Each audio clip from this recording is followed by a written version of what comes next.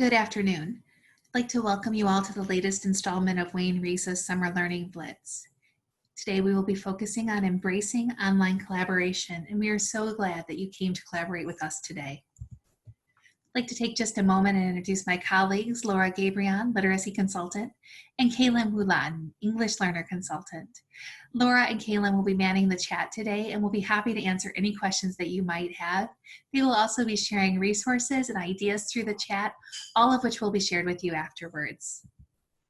I'm Michelle Wagner. I'm a literacy consultant here at Wayne Reesa, and my partner today is Sherry Zub. She's a mathematics consultant at Wayne Reesa, and we're so excited to bring to you one of those essential practices that crosses subject areas, this idea of collaboration. It works no matter what you're teaching, so we're excited to share that with you today. As we get started, just a few quick reminders. I'd like to invite you to use that chat just to introduce yourself, and anything you would like seen by your colleagues can be put into that chat. If you have something that you would like to come just to the facilitators, including Kaylin and Laura, please put it in the question and answer portion, and we'll make sure that we respond to you as quickly as we can. As we think about the sessions of the Learning Blitz in general, and today's focus as well, we've been thinking a lot about what September might look like, and we're really not sure whether we'll be remote or we'll be face-to-face. But regardless of what setting might be, we know that those essential practices are what we want to spend our time focusing on. Because if we focus on what research shows us helps kids learn to read and write better, then we know that we're not wasting our time and that we're doing what we need to do for children. Let's begin with a quick icebreaker. We're a huge fan of icebreakers when we work with adults, but they're more than just those few minutes at the beginning where we get a chance to say maybe something silly about ourselves. They're also an opportunity to engage students in a very low stakes manner. There's no right or wrong answer, and they provide the opportunity for everyone just to share and lift their voice in a time when maybe they don't feel like they have a voice. It's one of those opportunities where we can remain socially distant but still be emotionally connected. So our icebreaker today is, what's your favorite sound in the whole world? When you close your eyes, what sound just always makes you happy or feel at peace?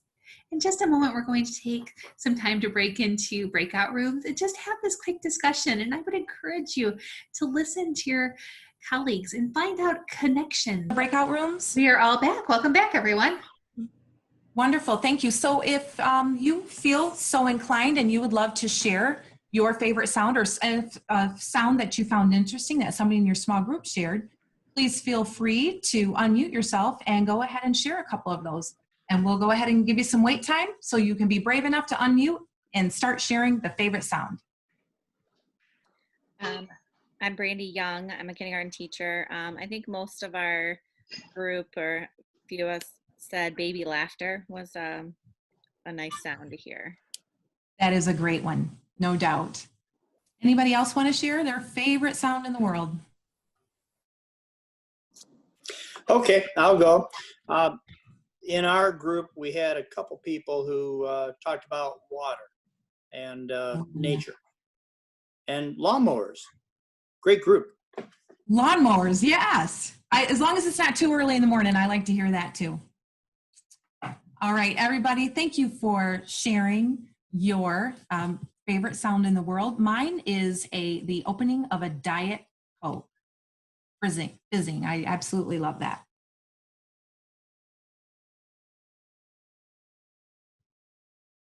So these 5 reasons to talk and collaborate comes from an excerpt that was found in Classroom Discussions in Math.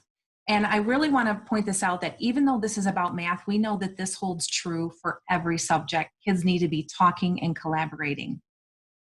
So, you know, students have the best resource ever. They have each other. And when students talk, they reveal their understandings and their misunderstandings. It is great formative assessment. You can adjust your teaching just from listening to what their understandings and misunderstandings are. Talk supports the robust learning by boosting memory. When students are hearing other students talk and putting it in a different way or a different format or a different point of view, it really helps with their memory. And then talk supports deeper reasoning. Reasoning takes time and practice.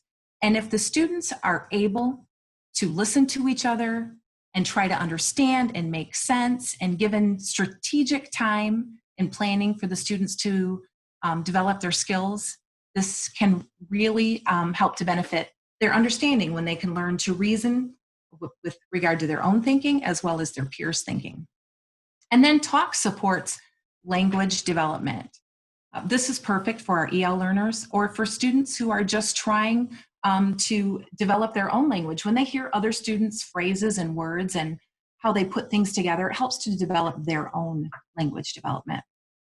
And then this one I absolutely love. Talk supports the development of social skills. So within this, students are able to learn how to be kind and polite. They can also learn how to be patient, and they can learn to be collaborative and cooperative. So my friend Laura can put the link to this. This is an excerpt. She can add the link into the chat. Again, that was classroom discussions in math, but remember, it's good in any subject. And then, of course, if you really want your students to do well with conversation, there has to be some expectations in place. So if we look at number one, and Laura is going to also add this to the chat, this document, we have to treat others respectfully at all times. And we want them to participate in the discussion, stay on topic, speak clearly and loudly. And number five, listen to the speaker's ideas. I know we often talk about accountable talk and discourse, but there has to be an accountable listening piece, because if I'm not listening, I am not able to even respond or add on or even think about your reasoning. So, and if I'm listening carefully, I'll be able to do number 6 and 7, which is repeat the speaker's ideas and explain why I agree or disagree. Sherry, And go ahead, Michelle. I'm sorry. I often hear from teachers that maybe they don't feel like they should spend the time at the beginning of the school year to set these expectations for discourse. I mean, we have so much content to get through that they're a little reluctant to do that. What would you say to someone who's feeling a little pressed for time? I would say that if you do not spend your time on this in the beginning, you're going to be wasting a lot of time in the future. This is paramount. This is a must. And if I don't have these expectations in place, we will not have deep learning in the classroom. I think it's an absolute, you have to take the time in order to save time. That's a great question, Michelle. Thanks for asking that. So when I think about these expectations that Sherry just laid out and all that we do as teachers to make students feel comfortable when they come into our classroom, and I think about all of the care we put into things like seating charts and seating arrangements to make sure that our students feel as if they're part of a collaborative community. And I think about how we're all used to doing those things in the brick and mortar school, but now we're trying to rethink what this might look like online.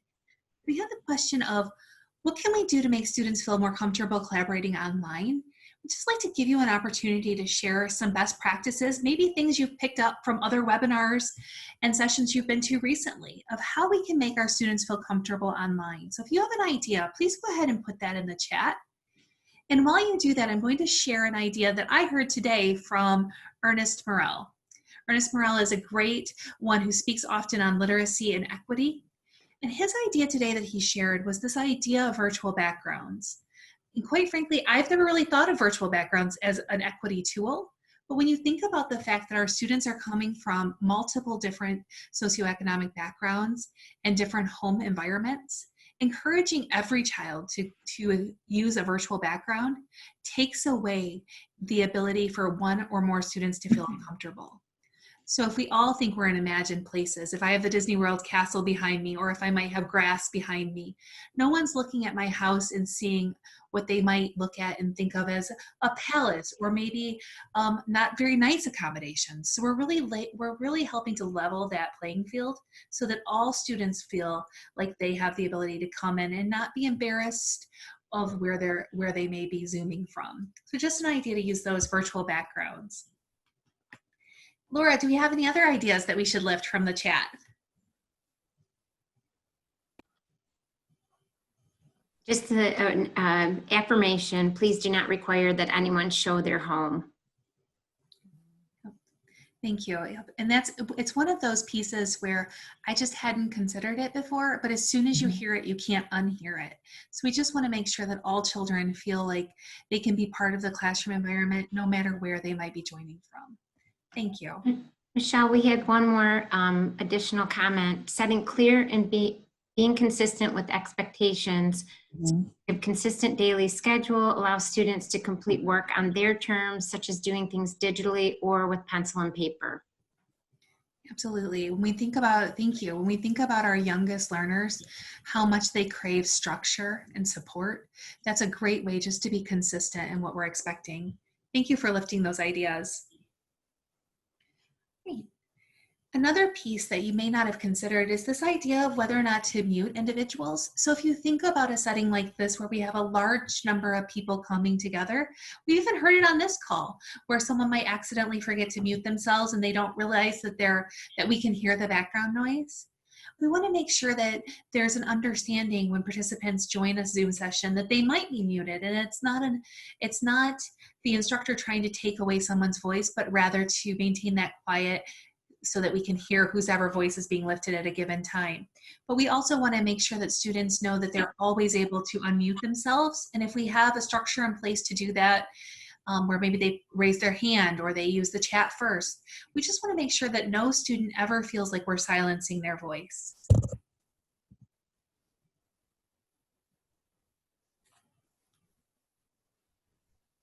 So when thinking about really thinking about high quality education and equity for all of our students, that was the purpose of the essential instructional practices in early math. And these came out in October. And my friend Laura, she's going to put the links to this document in the chat. There are 8 practices, as I said, that really are to ensure high quality instruction and equity for everyone. And number 6 is engaging children regularly in a brief interactive number sense routine.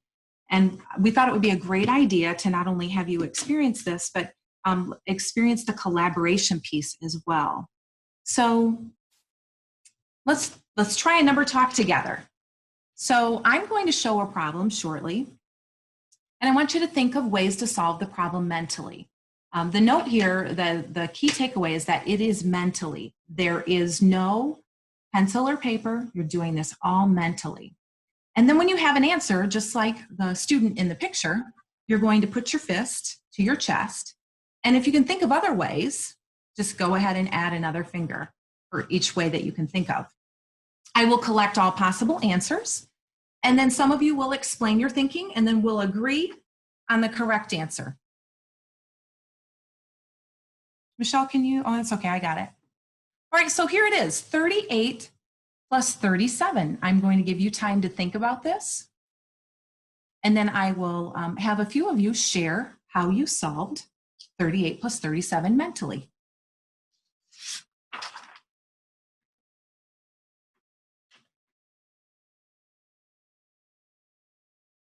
I see some friends, thank you, with their fists to the chest with a thumb up so that I know.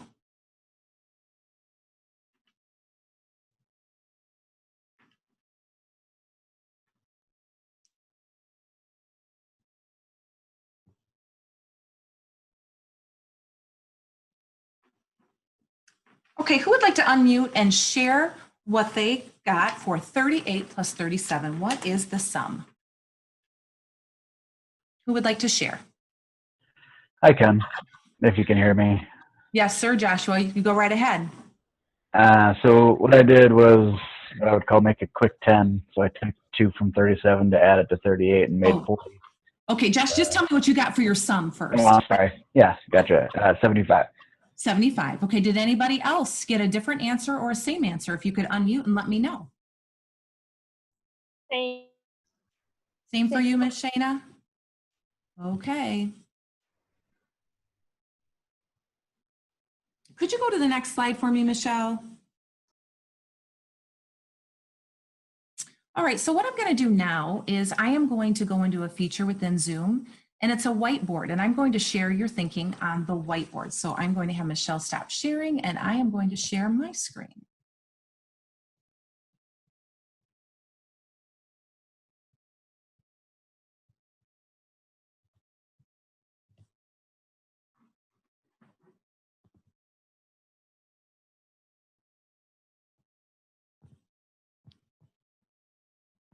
Okay, so Mr. Joshua, would you like to unmute and tell me what you did? And I'm going to try to capture it on Yeah. the whiteboard.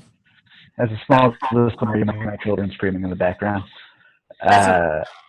So I took 2 from 37 to the 38, which changed the problem to 40 plus 35, and then added it mentally. Interesting. And why did you take 2 away from the 37 and give it to 38?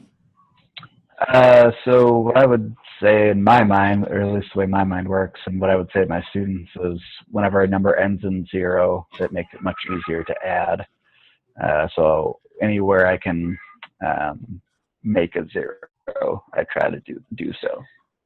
Nice thinking. Thank you for sharing. Would somebody else like to share how they solved it? A different way that they thought about this problem? Hi, I can do that. Thank you, sir. Okay, I'm Steve. Hi, Steve. What I did was I expanded the numbers. So I took it 10s and 1s. So Okay. 30 plus 30, and both numbers would end up being 60. Oh, okay. So can you tell me where the 30 came from? Well, when I expand a number, 38 would end up being 30 plus 8. Ah, okay. Then it would be plus 30 plus 7. Ah, thank you. So you added your 10s together and you got 60. Then what did you do, Mr. Buckman? Well, then I realized 8 and 8 is a double.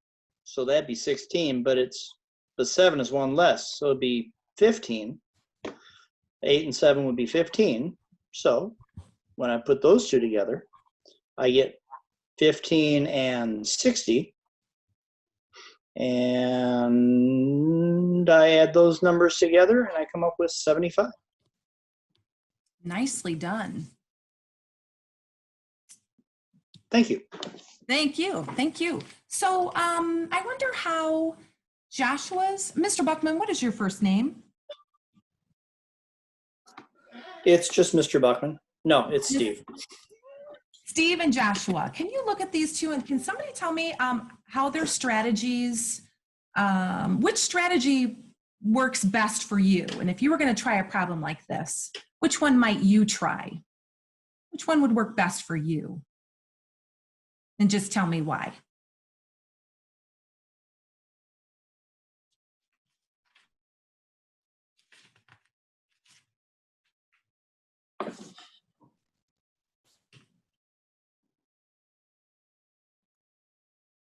So do you like the one where he turned it into a friendly number by subtracting 2 from 37 and adding it to 38? Or do you prefer breaking apart based on place value? I prefer breaking apart based on place value. My head doesn't like to go like subtraction and addition at the same time. So for me, it's just easy to do it that way. I don't know. Okay. Thank you for sharing, Ms. Brandy. See, the thing is when you share these with the kids, one student may not have even thought of Joshua's strategy, and they'll say, oh my goodness, I'm going to try Joshua's next time. Or they saw how easy Mr. Buckman's was, and they thought, I'm going to give that one a try. So this online collaboration really helps build their understanding of this particular problem, 38 plus 37. And Michelle, can you take me to the next?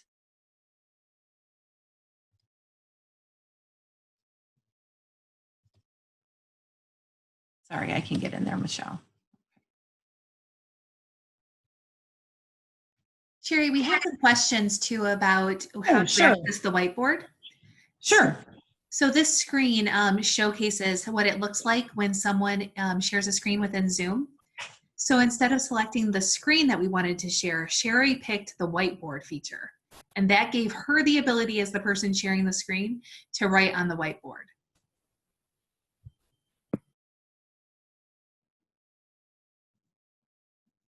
All right, so we're going to watch a video that was actually recorded in a Wayne County classroom. And it's really important that when we are watching this video, we know that there are many things that we don't know about this classroom. We don't know the history of the teacher and the students. So we want to assume the good intent and expertise on the part of the teacher. And let's just stay focused on the observations about what the students are getting out of the talk and interaction. So this is, sorry, Michelle, can you forward me, please?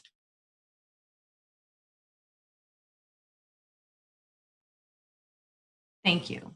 So this is a second and third grade classroom, and they are doing a virtual number talk with 39 plus 16.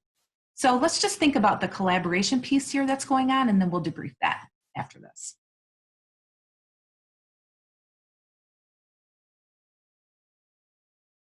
And I can tell you guys are really thinking hard.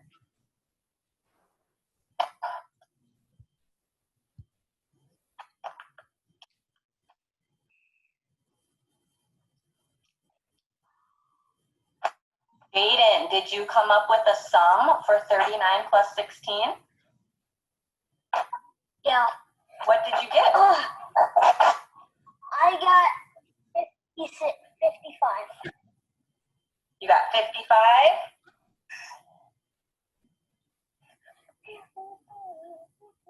Valeria, what did you come up with? I got 55. You also got 55. Alicia, what'd you get? 55 too. Did anybody get something that was not 55? I got 35. Jeremiah, you got 35. Anybody get something different from 35 or 55? All right. So now it's time to defend your answer. Does anybody want to share their strategy to defend their answer for 39 plus 16? Valeria, is that you? Do you want to? Sure. All right, go ahead. So, first, I decomposed the 16 into 10 and 6. Okay. And I decomposed the 39 into 30 and 9.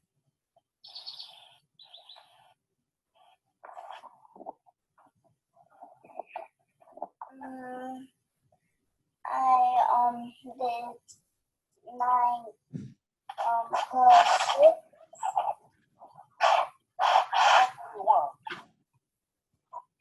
And then I got 15.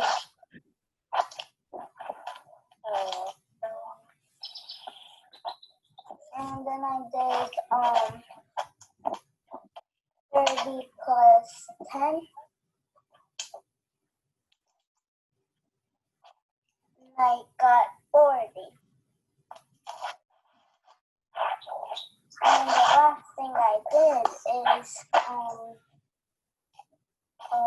did 40 plus 15. And I got 55. All right, what do you guys think of Valeria's strategy?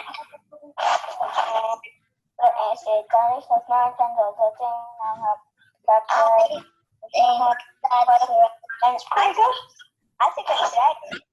You guys agree with Valeria? You think that she proved that the sum of 39 and 16 is 55? Yeah. Okay. Jeremiah, do you think you can repeat Valeria's strategy?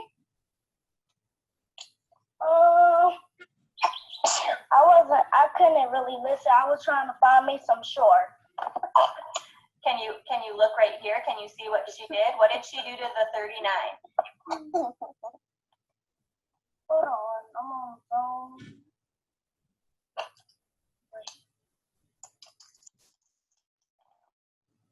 How about Jaden? Jaden, do you think you can repeat Valeria's strategy? So right there, we had another student who was right. The other one wasn't ready because he was looking for some shorts, which was going to happen in a remote setting. But this student She then went on to the next student who says, do you think you can explain a strategy? And he was ready to go, and he does. He explains it thoroughly. So what I would like you to think about is how, based on your observations of this video, what protocols were in place to support collaboration? So what must have been happening in this classroom that we're not aware of that supports collaboration? And then what protocols might be put in place to make the collaboration even more effective? So I'm just going to let you think about that for a minute, and then I'll let you unmute and you can share what you would think. So what protocols or what was in place that enabled this number talk to happen in the classroom?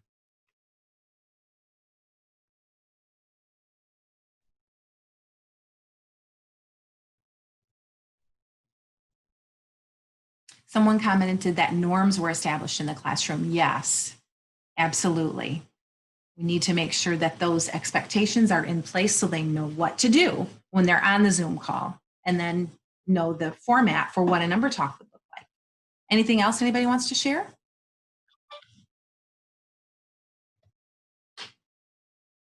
I like some of these comments that are coming up. You're saying that students didn't interrupt and they repeated what the student said. Yes, thank you. Those are all great, great ways to increase the collaboration.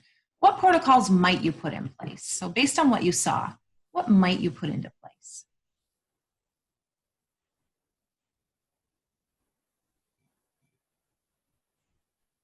Anybody feel free to unmute and share. Yeah, absolutely. Being prepared before the meeting is a must.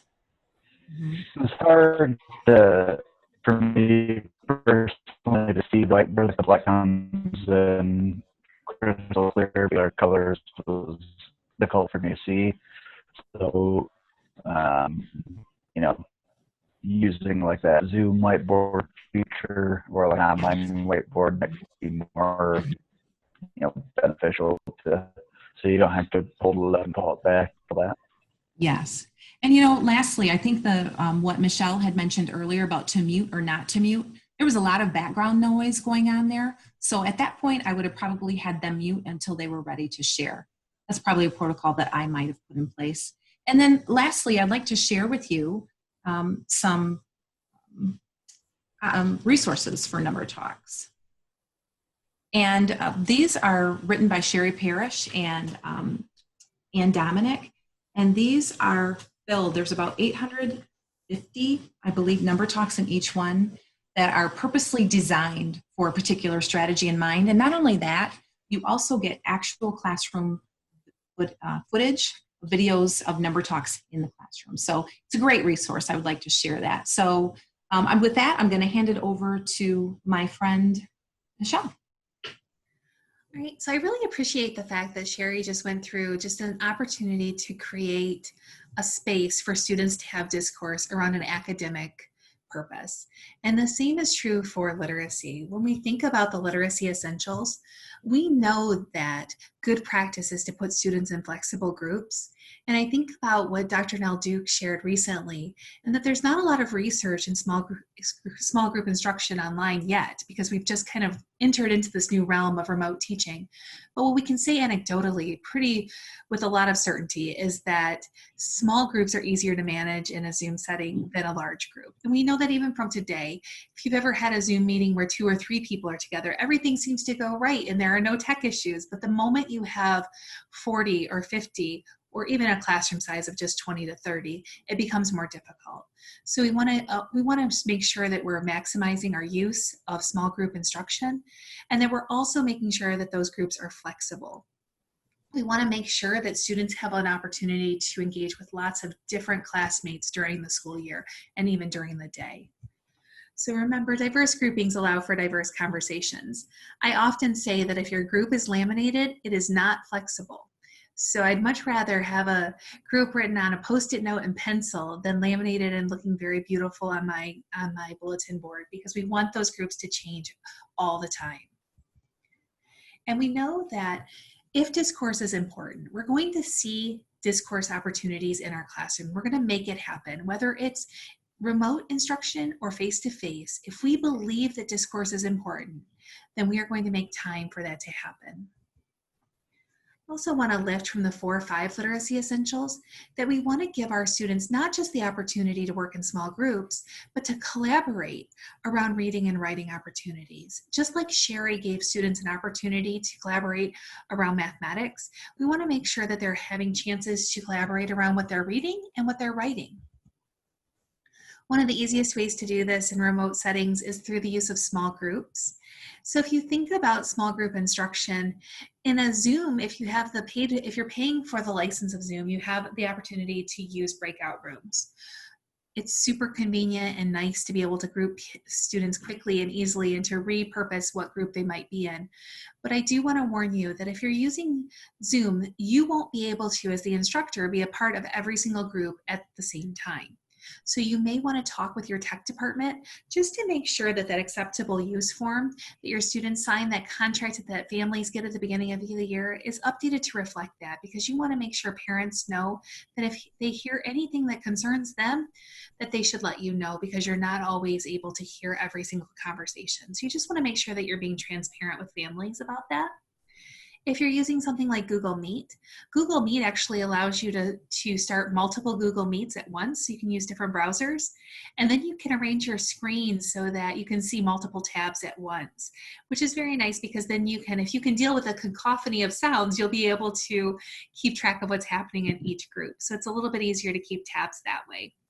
But no matter what you're using, I just encourage you to have small group instruction, even if that means you're just having, instead of one 60-minute get together with your class each day, you're having 4 or 5 small 20-minute chunks with students. And when we think about the attention span of children online, that might be more useful anyway.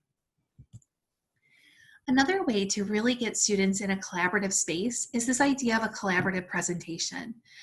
I love using slides for collaborative writing, especially with our littlest learners, because if you think of each slide as its own thing, everybody gets their own space. And it doesn't matter how much someone writes on slide 2 or how much someone writes on slide 3, your slide doesn't change, which is really helpful. So I like to give students a container in which they can put all of the information that they want. It also helps with students who love to change the font or font colors.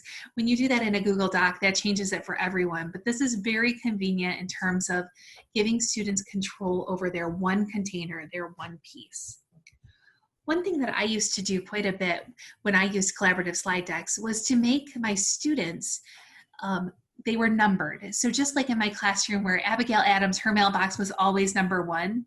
Once I started using collaborative slide decks, I stopped giving away number 1. So number 1 was always reserved because I wanted to use slide 1 for some sort of exciting title in lots of directions. So that way they could always look at slide 1 and know what they were supposed to put on their slide. So instead of Abigail Adams being number 1, she was number 2. And Abby would have known that she could put her ideas in slide 2. And so that way it was just a great way to keep track of where everyone belonged. I would say if you're going to use this idea, during that first week of school, it's a really nice activity just to have students design a slide all about themselves. And it's a great time just to give them those reminders of, just like personal space being important in school, it's important digitally as well. And if you've been assigned a slide, you want to make sure you're only altering your slide. But if someone accidentally does alter our slide, we don't need to flip out. There are lots of ways we can go back through version history and get our work back. But we want to make sure that students are aware that we have that personal space and how we feel. So it's a good activity just to give students those parameters. Collaborative projects can be fun. They can be opportunities for students to share. So I'm going to go ahead and click on this presentation here in the middle. So this is just a silly little presentation where each student would be given a slide, and on that slide they would put their name, a picture of themselves either reading or writing. Let's say that it's a book they're reading, they're going to put a picture of what they're reading, and then in the orange space they would tell me a little bit about the book, what they liked about it, if they recommended it, something exciting. Of course we wouldn't want any spoilers, but we'd want them to share a little bit about what they're reading and writing. And what this does is it gives us the opportunity to hear from lots of different students and see their reading in a very confined space, so that when we're in that time together in our Zoom space, we can present this presentation and go through it and have each child share what they're doing. So it's a way to keep us on track, but it's also a way to get students used to collaborative presentations. Another thing you'll notice right now is that as I navigate back to my presentation, I'm clicking on the tab at the top. Hopefully that tab at the top isn't too distracting to you through this presentation, but the reason why you're seeing that is if you notice here at the bottom, this orange circle, that is actually a Remote for Slides extension that I've added to my Chrome. And what that has done is it's given the opportunity for Sherry, even though she's working far away from me, we're not in the same home right now, for her to advance my slides without having to say next each time. I will say it's not perfect. It doesn't always work just as we would hope it does, but it does work pretty well. So it's a great way to kind of make it more collaborative so students can, regardless of where they are, they can keep advancing one another's slides. So that's certainly an option for you. You'll notice here as I hover over my toolbar at the bottom within slides, it gives you that, you'll see that extra information, the show ID, and then the s.limhenry.xyz. That is the information your co-host would use to advance the slides. And Michelle, if I can add on to that, as Michelle said earlier, we were using this extension, but the problem is I had my phone, I didn't have my phone set to not go to sleep. So I had to constantly log in with my username or password. So that was a problem with the phone. So I would need to change that so I can quickly go to the next slide. So just thought I'd share that with you. It's an important tidbit to change the timing on your phone going to sleep. You're going to use that app. Great point. And so as Sherry lifted, that's the app works in conjunction with your phone. It basically turns your phone into a remote for your slide deck. So very handy. We also want to point out that when we're working with students in collaborative spaces, that students don't always have the language or the words to use to engage in these conversations effectively. So having talk stems like the ones that you're seeing now can help students really get started in these conversations. So I believe Laura is putting into the chat right now a link to a PDF of these posters. We'd encourage you to print these and use these in your classroom, or even if you're online, displaying them kind of like I have done right here. And what it does is it gives students the opportunity to see how they might start that conversation. So you've got just some talk stems that can help them get started. That doesn't mean that I would ever limit a child to just using these stems, but for those students who just need that extra nudge, it gives them the words that they might need. Okay. So when we think about online collaboration, we've talked about some ways that Sherry and I have engaged in online collaboration, but we're wondering about you. And so when I think about our last session, Jason Gribble from Riverview was here, and he reminded us that the smartest person in the room is always the room. So we want to give the room a chance to share. So we're going to put you in breakout rooms in just a moment. If you could just have a quick discussion, about 5 minutes, about how you might encourage collaboration in remote learning environments. What are you thinking of doing? What's worked successfully in the spring? Maybe what didn't work successfully in the spring, so that you can get some ideas as we go into the fall. With that, I'm going to go ahead and open all the rooms. Welcome back. Whenever I'm working in Zoom, I always want to remember that sometimes it takes a moment for everyone to rejoin the main session. I'm always eager to get started right away, but I know that not everyone's back quite yet. So as we think about some ways that you might encourage online collaboration in your remote settings, I'd love to hear some ideas just from the group. Was there anything that was lifted during your discussions that you wouldn't mind sharing with us now? And Laura, if you could help with anything that might be added to the chat. One thing that I said during the spring, I didn't do a lot of live in-person teaching. It was more recorded stuff. But in the summer, I taught 4th and 5th graders for summer school. And one thing that they kind of came up with on their own was when we were doing independent work, they would say, leave this meeting and go work together in our own meeting. And so, I definitely encourage that. And like, I didn't even have to do anything. They was like, oh, go to Google Meet and I'll send you a link. And so having that experience from the spring of doing all this, really, they benefited from that, kind of creating collaboration on their own terms. That's wonderful. And one of the things that I'm picking up from that is that the students are really empowering themselves to have those conversations. Thank you for sharing. Yeah, no problem. So obviously they know the power of collaboration too. I was thinking of, could we just, using the term collaboration, could you use, I was talking to Kaylin about it in the breakout room.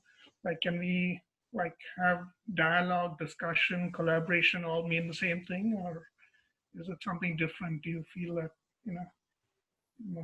when you're talking on one topic, you cannot talk about other topics?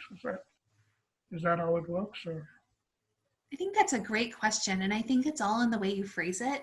I think one thing we really want our students to do is be consistently engaged in sense making, which requires them to make connections to other things they know or have experienced. So we never want to say that they can't bring in other topics, but we also want to, if we think back about at the beginning when Sherry talked about those expectations, really focus our students on what it is that we expect, so that they know, okay, it's okay for me to talk about a video game if it applies to whatever else we're talking about, if I'm making a direct connection.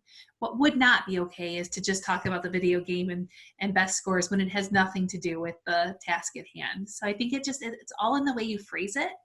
In collaboration, I think when I think of collaboration, I think of that back and forth, that opportunity just to engage with someone else and share our ideas, and at the end coming away with a product that's better than either of those independent ideas were separately. Sherry, would you add anything to that? And I was just thinking too that, the questioning piece of it that the teachers ask can help you focus in on the thinking and the reasoning, the strategy that the other students shared. So I think the questioning piece is really important when we're thinking about building collaboration and enhancing discourse in the classroom. Great point. So we hope that time was useful for you just to share some ideas with one another. One thing that's for certain is that remote teaching is something that we're all still learning. We're all engaged with how to do this. We're all trying our best to figure out what works and what doesn't work. And we're all really writing the research as we go. We're collecting research every single day as we figure out what works and what doesn't work for our students.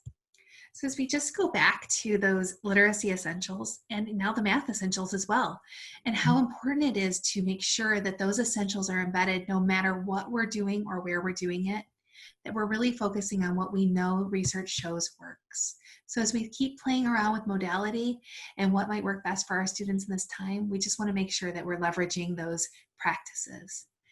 I would encourage you all, if you've not seen the online modules for the Illiteracy Essentials, to check those out. They're free, they're asynchronous, you can do them at your own time.